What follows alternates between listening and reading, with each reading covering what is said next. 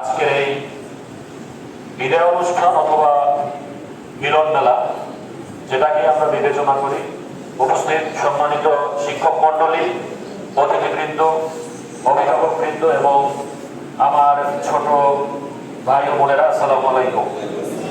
আমি অত্র প্রতিষ্ঠানেরই একজন প্রাক্তন শিক্ষার্থী। 2009 সালে আমি এই প্রতিষ্ঠান থেকে এসএসসি পাশ করেছি। দিলীপ স্যার, নীলুফা ম্যাডাম, এরা দুজনই আমার সরাসরি শিক্ষক। আমি সায়েন্সে ছিলাম, আমি দিলীপ স্যারের শিক্ষার্থী ছিলাম। ম্যাডামের কাছেও আমি পড়েছি, তারা অত্যন্ত ভালো শিক্ষক। বিদ্যালয়ও ভালো, আমাদের সম্মানিত শিক্ষক পরিষদও ভালো, এখানে ভালো পড়াশোনা হয়, যার কারণেই গারবিয়া মাধ্যমিক বিদ্যালয়ের সুনাম আছে এবং এখানে অনেক শিক্ষার্থী আছে।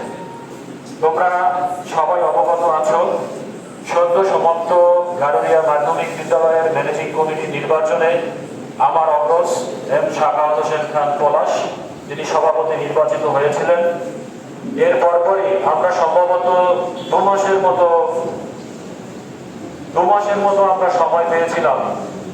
এর পরপরই সরকারের রদবদল হয় এবং সারা বাংলাদেশে একযোগে সকল শিক্ষা প্রতিষ্ঠানের ম্যানেজিং কমিটি বিলুপ্ত ঘোষণা করা হয়, যার কারণে আমাদের অধীর আগ্রহ থাকা সত্ত্বেও এই বিদ্যালয়ের আমাদের ছোট ভাই বোন, শিক্ষক মন্ডলী সবাইকে নিয়ে কাজ করার আমাদের প্রবল আকাঙ্ক্ষা থাকা সত্ত্বেও আমরা করতে পারিনি।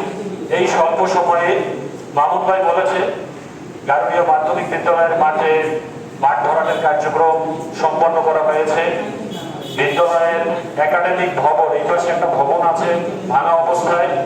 আমি, তোমাদের সদ্য সাবেক সভাপতি, বিদ্যালয়ের প্রধান শিক্ষক স্যার সহ আমরা শিক্ষা প্রকৌশল অধিদপ্তরে একাধিকবার গিয়েছি এবং সেখানে আমরা ঢাকা থেকে আইবির সাবেক সম্মানী সাধারণ সম্পাদক মঞ্জুরুল ইসলাম মঞ্জু, তার সহায়তার একটা ভবনের জন্য আমাদের কথা হয়েছিল। পাশাপাশি দোতলা ভবনের রিপেয়ারিং এর জন্য প্রায় 20 লাখ টাকা অনুদানের কথা মোটামুটি শেষ হয়েছিল, কিন্তু আমাদের দুর্ভাগ্য আমরা এটা করতে পারি নাই। কমিটি বিলুপ্ত হয় এবং সরকারের রদবদল হয় এই কারণে। পাশাপাশি স্কুলে যতটুকু কাজ করার সুযোগ হয়েছে এই স্বল্প সময়ের জন্য, এটা সাবেক সভাপতি সহ সাবেক ম্যানেজিং কমিটির সদস্যদের আহ্বান চেষ্টা ছিল বিদ্যালয়ের শিক্ষার্থী ভর্তি করানোর জন্য, বিশেষ করে মেয়ে শিক্ষার্থী এখানে একেবারেই কমে গিয়েছিল। এটা বাড়ানোর জন্য আমাদের মামুন ভাই আছে সহ স্কুল এবং সাবেক ম্যানেজিং কমিটির যারা ছিল সবাই খুব চেষ্টা করেছে এবং এখানে অনেক প্রতিকূলতার সৃষ্টি হয়েছে। এই স্কুলের সাথে তার একটা পরিবারের মতো সার্বক্ষণিকভাবে এটার সাথে সম্পৃক্ত থাকে। তিনি এবারে বিদায় অনুষ্ঠানে বিগত বছরের মতো তার কাছে কাঙ্ক্ষিত মনে হয়নি।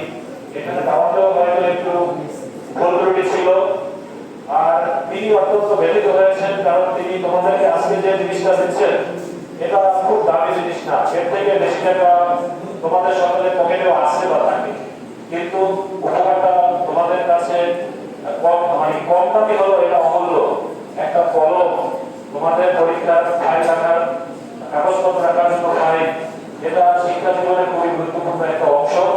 তিনি ব্যথিত হওয়ার কারণে তিনি সিদ্ধান্ত নিয়েছেন এটা তোমাদের মাঝে যে কোনো মূল্যে তিনি পৌঁছে দেবেন। কারণ সারাদিন এই ভদ্রলোক মোটরসাইকেল, আমি দেখেছি কাগজ দিয়ে মোটরসাইকেলে দৌড়াদৌড়ি করে কারো বাড়িতে গিয়ে দাওয়া দিয়েছেন, রাত 10-11টা পর্যন্ত তোমাদের অভিভাবকদের সাথে ফোনে কথা বলেছেন, শুধু আজকে তোমাদেরকে এই সামান্য উপহারটুকু দেওয়ার জন্য।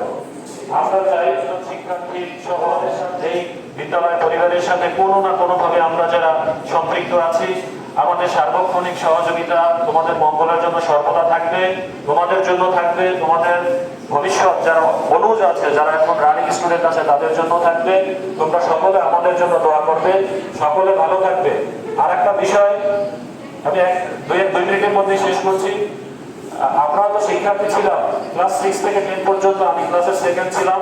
প্রথম যে ছেলেটা ছিল সে দুর্দান্ত মেধাবী ছাত্র ছিল, পান্না শিকদার, স্যার হয়তো চিনবে। আমাদের মধ্যে সার্বক্ষণিক একটা কম্পিটিশন থাকতো। আমাদের ফার্স্ট আর সেকেন্ডের মধ্যে রেজাল্টের সময় দেখা যায় যে 4-5 মার্কসের ডিফারেন্সের মধ্যে ফার্স্ট সেকেন্ড হইতো। আমি খুব কষ্ট পাইতাম। আমি ক্লাস 6 থেকে 10 পর্যন্ত অনেক চেষ্টা করছি ফার্স্ট হওয়ার জন্য, কিন্তু পারি না। সে আমার থেকে প্রচন্ড মেধাবী এবং পরিশ্রমী ছাত্র ছিল। তো আমাদের কম্পিটিশনটা এমন হইতো যে ও ফার্স্ট বেঞ্চে পরীক্ষা দিত, আমি সেকেন্ড বেঞ্চে, ও ঢাইকা লাগতো, আমিও ঢাইকা লাগতাম। মানে আমাদেরকে তো ফার্স্ট সেকেন্ড হইতে হবে, কে ফার্স্ট হবে। কিন্তু বোর্ড পরীক্ষার ক্ষেত্রে কিন্তু এইটা না। তোমরা স্কুলে একটা কম্পিটিশন থাকে, রোলের একটা বিষয় থাকে, বোর্ড পরীক্ষায় কিন্তু এই বিষয়টা থাকে না। এখানে কিন্তু স্কুলের রেজাল্টটা বাইরে প্রকাশিত হয়, কারণ স্কুলে কয়টা ক্লাস হয়েছে, পাশের হার কি রকম। সুতরাং তোমরা 6 to 10 পর্যন্ত যে কম্পিটিশন, এইটা অনুরোধ বোর্ডের পরীক্ষার সময় কেউ করবা না। কারণ হচ্ছে তোমাদের পুরো স্কুলের রেজাল্ট নিয়ে বেরোয় আসতে হবে। সেক্ষেত্রে তোমার রেজাল্ট, তোমার অ্যান্সার যদি করা হয়ে যায়, এরপরে তুমি তোমার পাশে যে একটু দুর্বল শিক্ষার্থী আছে তাকে হেল্প করবা, ও যেন একটা ভালো রেজাল্ট করে। বুঝতে পারছো কথা? সকলের জন্য দোয়া রইল, সকলে ভালো থাকবা, সুস্থ থাকবা। আসসালামু আলাইকুম।